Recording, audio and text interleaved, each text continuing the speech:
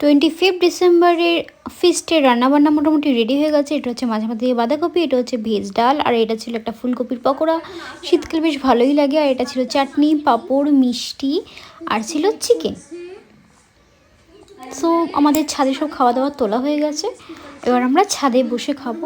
ছাদে বসে খাওয়ার একটা মজাই আলাদা। ও সাথে ছিল হাজমোলা, আর সাথে আইসক্রিমও ছিল। কিন্তু এখানে এখন বাচ্চাগুলোকে আগে খাইয়ে নেওয়া হয়েছিল। বেশ 1:30টা মতো বেজে গেছে। আর এখানে আমি চিকেনটা বাড়ছিলাম। সব খাওয়ার প্রস্তুতি করা হচ্ছিলো। খাওয়া দাওয়াটা মেনলি ছাদেই হবে। ফিস্ট মানেই তো খোলা আকাশের নিচে খাওয়া দাওয়া, একটা আলাদাই ব্যাপার। কিন্তু কথাতেই আছে না, ছেলেরা একটুখানি গন্ডগোল করবেই। রাতের মেনুতে আমাদের খিচুড়ি ছিল। ওরা বলছে কড়াইশুঁটির কচু আলুর দম হলো না, এই নিয়ে আমাদের ঝামেলা লেগে গেছিল। খিচুড়িতে কিন্তু বেশি ভোট আছে।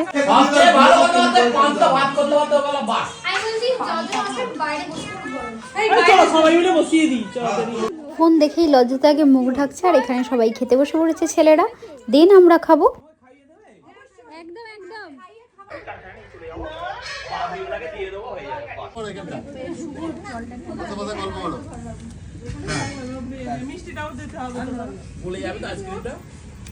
আমি ছাদে ওঠা থেকেই আগে কুমড়োটা ঝুলছে দেখতে পেয়ে গেছি।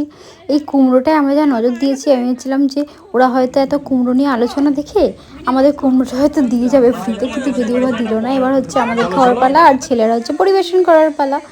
তো প্রত্যেকটা রান্না অসাধারণ হয়েছিল। খাওয়া দাওয়া করে আমরা তাড়াতাড়ি করে নিচে এসে ভাবলাম যে বসবো না, একবারে রান্নাবান্না করে বসবো। এটা হচ্ছে রাতের আইটেম। বলেছিলাম না খিচুড়িতে বেশি ভোট, এখন হচ্ছে খিচুড়ি হয়েই এসেছে অলমোস্ট। দেন আমরা সবাই সন্ধ্যেবেলা গল্প করবো। আর সন্ধ্যেবেলা সাথেও কিছু খাওয়ার দাওয়ার আছে। 25 ডিসেম্বর সারাদিনই শুধু খাওয়া দাওয়া করে আনন্দ করে গল্প করে কেটে গেল।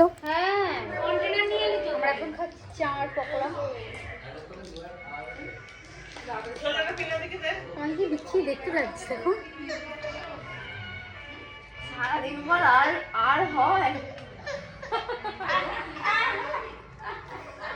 আর চায়ের সাথে হচ্ছে জবরদস্ত আড্ডা। আর এখানে সেজমা বসেছিল, আর দুটো বাচ্চা খেলছিল। ওদের তো বায়না শেষ নেই, কিছুক্ষণ ছাড়া বায়না। এই দুটো দুষ্টু। তবে এরা না থাকলে ব্যাপারটা মাতিয়ে রাখার কেউ ছিল না। এরা খুব মাতিয়ে রাখছিল, এদের সাথেই বেশি সময় কেটে যাচ্ছিলো। এই যে আর একজন।